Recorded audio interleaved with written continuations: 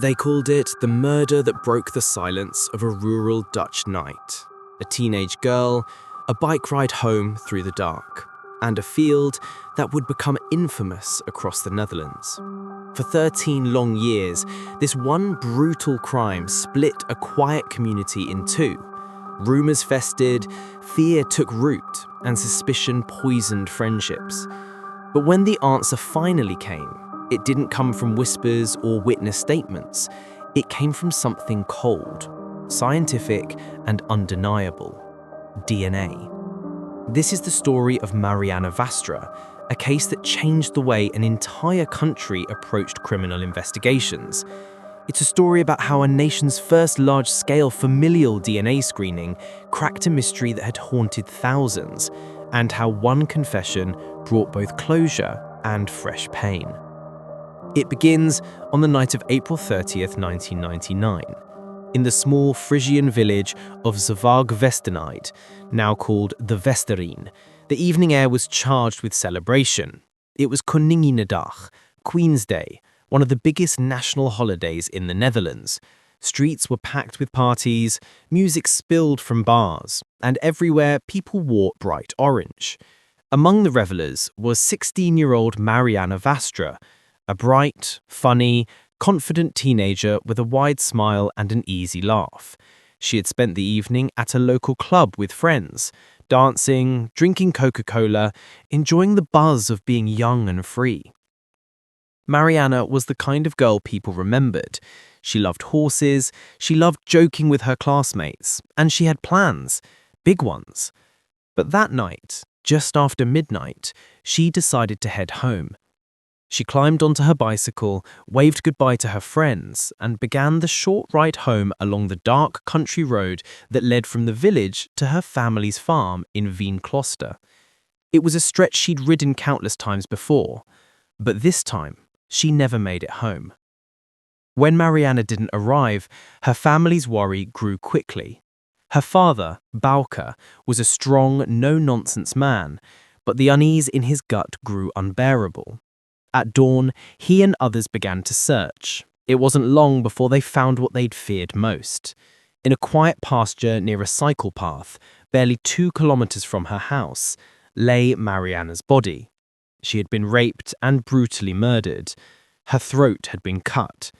The horror of that discovery rippled through the Frisian countryside like a shockwave. This was a place where people left their doors unlocked, where bicycles were left leaning against walls unchained. Violence like this didn't belong here, and yet it had come. The investigation began immediately. Forensic experts arrived, combing the field for evidence. They found Marianne's bike, personal belongings, and crucially, biological evidence. DNA was recovered from the crime scene, male DNA, clear and usable. Police now had the most powerful clue imaginable, but having DNA isn't the same as knowing whose it is, and in 1999, matching it wasn't as easy as it might be today. The crime became headline news across the Netherlands. Journalists flooded the small village. The public was furious, afraid, and desperate for answers. Early suspicion fell quickly and heavily on the nearby asylum seeker centre in Colum. The centre was close to the crime scene, and the political climate of the time made foreign residents an easy target for blame. Rumours swirled that Marianne's last known moments involved a confrontation with asylum seekers. None of it was proven, but in the absence of answers, fear filled the vacuum. Tensions exploded. Locals staged protests, chanting in the streets. Some called for the closure of the asylum centre entirely. Others tried to calm things down, but the damage was done. Lines were drawn. This wasn't just a murder investigation anymore. It had become a flashpoint for national debates about immigration, security, and trust. And for the Vaatstra family, it was agony. Their daughter had been taken from them, and her death was being pulled into political storms they'd never asked for. Police followed leads. They interviewed dozens of suspects, including asylum seekers, local men, even acquaintances of Marianne. Over 5,000 people were questioned in the first phase of the investigation, but every lead ended the same way.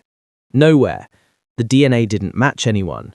The killer was out there, and it felt like he'd simply vanished into thin air. For years, the case remained open but cold. Marianne's parents, Bauke and his wife, refused to let her memory fade.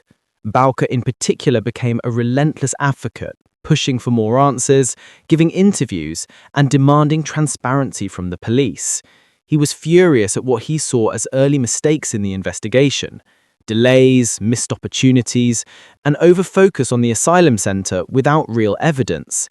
And he wasn't alone. Many in the community shared his frustration. It felt like justice was slipping away.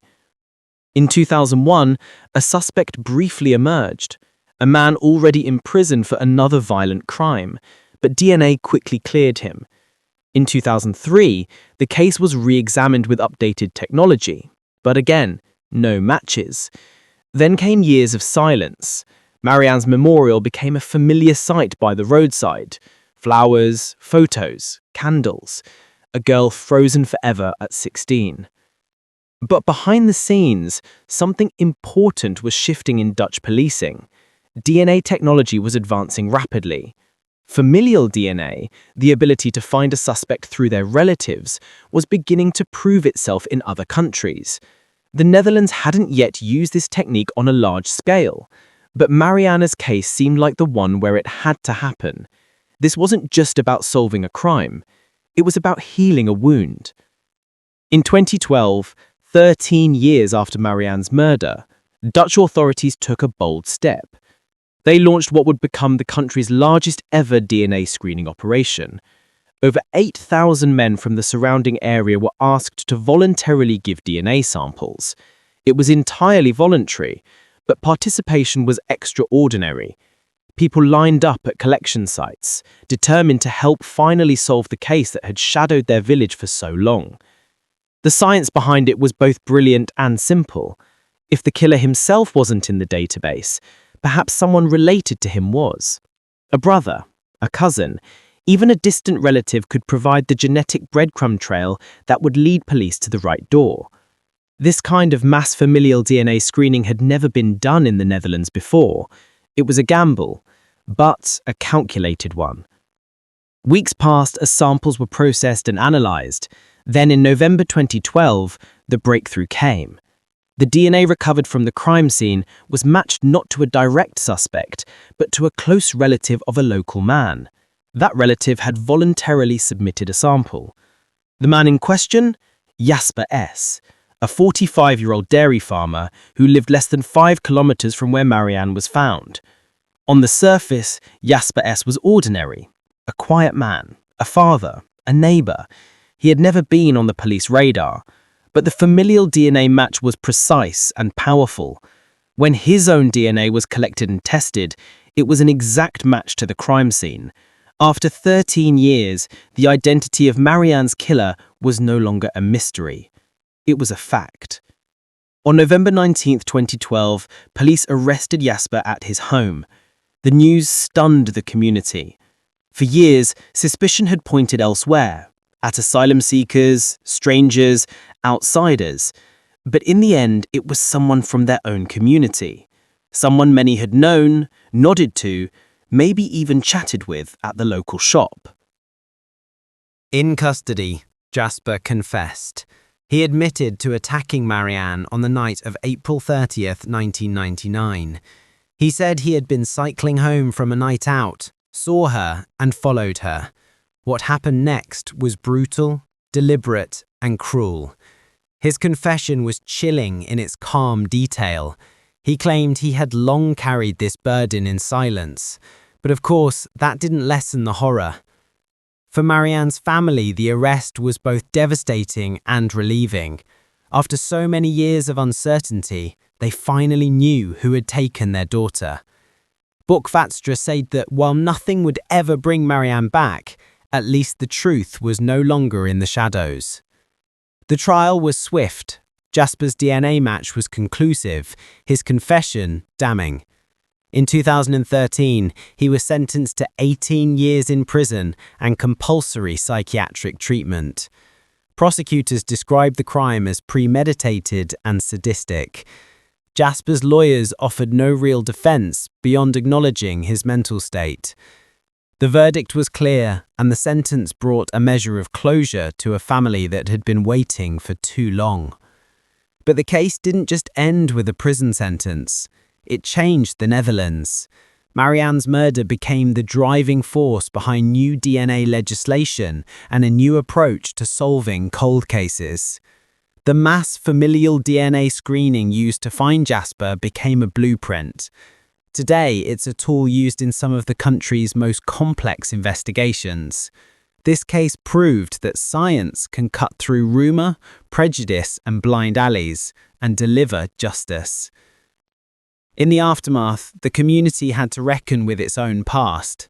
For years, the asylum seekers in Colum had lived under a cloud of suspicion. Innocent people were harassed, threatened, even blamed outright. When Jasper's identity became public, there was a reckoning. It wasn't the outsiders after all. It was a neighbour. It was one of their own. Vaatstra, fierce, grieving, determined, never shied away from this truth. In interviews, he said the community needed to face the damage done by those years of misplaced suspicion. He spoke openly about the pain of losing his daughter and the way that fear had twisted the community's soul. And he said something that resonated deeply. The truth is always better than the darkness. The field where Marianne's body was found has become a quiet place of remembrance. Every year people gather to honour her memory, not with headlines or shouting, but with candles and silence. Her story is etched into the national memory of the Netherlands, not only as a tragedy, but as a turning point. The significance of this case extends beyond its borders. Familial DNA is now part of international criminal investigation strategies. From catching serial offenders to solving decades-old cold cases, it's become one of the most powerful tools available to modern policing. And it all traces back, in part, to a teenage girl riding home on a bicycle one spring night. Jasper's arrest didn't erase the pain of the years lost or the damage done, but it did give Marianne's family something they had been denied for too long: certainty. That's something many families of cold case victims never get. Bork and his family have often spoken about the bittersweet nature of closure. It doesn't bring joy, but it stops the endless questions from clawing at the mind.